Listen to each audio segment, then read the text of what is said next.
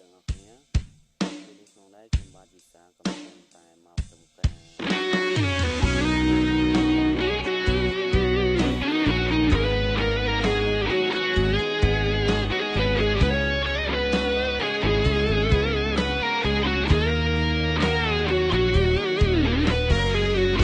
មហាសង្ក្រាន្តច្រើនឆ្នាំមួយទៅទ្រង់សែមងសៅនឹកព្រួយក្រែងពៅឆាប់ផ្លិច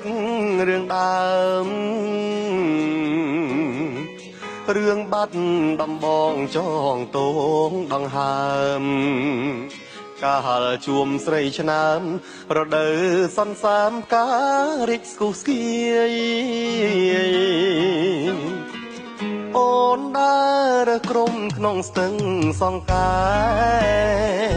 ហាំងដូចដួងខែពណ៌ខួចមានស្នេហ៍នេត្រា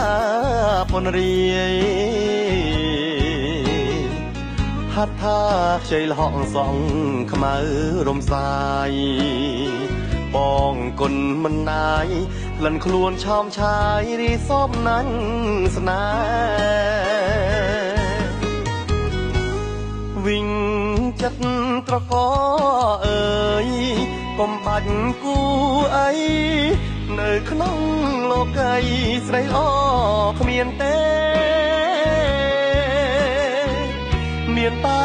រំដួលដងស្ទឹងសង្កែ